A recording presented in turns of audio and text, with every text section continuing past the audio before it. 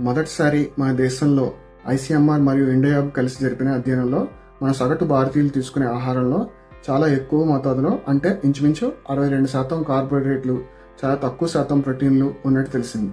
ఇలా అధికంగా కార్బోహైడ్రేట్స్ తినడం వల్ల ఊబకాయం మరియు షుగర్ వ్యాధి వచ్చే ప్రమాదం 15 నుండి 30% వరకు పెరుగుతోంది.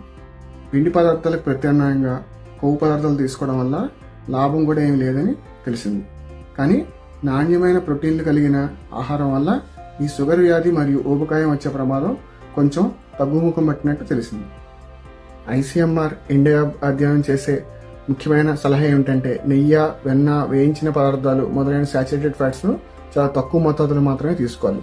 మిల్లులో ఆడించిన మరియు పాలిష్ చేసిన బియ్యం బదులు చిరుధాన్యాలు, ముడి బియ్యం లేదా దంపుడు బియ్యం లేదా గోధుమలు మాత్రమే తినాలి.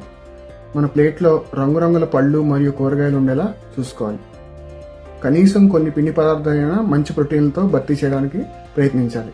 మరి ఇవన్నీ కన్ఫ్యూజన్ లేకుండా సులువుగా మర్చిపోకుండా పాటించడాలాగో ఇప్పుడు చూసేద్దామా? హెల్తీ ఇండియన్ ప్లేట్ కాన్సెప్ట్ అంటే సరైన పోషకాలు లభించేలా మన భోజనాల్లో వివిధ రకాల పదార్థాలను సమతుల్యంగా తీసుకోవడం. మన భోజనాన్ని ఐసీఎంఆర్ ఇండియా అధ్యయనం యొక్క పోషకాహార సూత్రాలకు అనుగుణంగా మార్చుకోవడమే దీని ముఖ్య ఉద్దేశం. ఇది ఎలాగంటే ప్లేట్లో సగభాగం కడుపు నిండుగా చేసేందుకు పీచు పదార్థాలు మరియు విటమిన్లు ఉండే కూరగాయలు, ఆకుకూరలు, పండ్లు ఉండాలి. ప్లేట్లో ఒక పావు వంతు పిండి పదార్థాలు అంటే కార్బోహైడ్రేట్స్, దంపుడు బియ్యం లేదా ముడి బియ్యం లేదా బ్రౌన్ రైస్ ఆర్ అన్పాలిష్ రైస్తో వండిన అన్నం కానీ, తృణధాన్యాలు లేదా చిరుధాన్యాలు లేదా మిల్లెట్స్ మరియు గోధుమతో చేసిన రొట్టెలైనా అయి ఉండాలి. ప్లేట్లో మిగతా పావు వంతు ప్రోటీన్లు, పప్పు దినుసులు, మొలకలు, సోయా విత్తనాలు, పన్నీర్, పెరుగు, గుడ్లు, చేపల నుండి తీసుకోవాలి.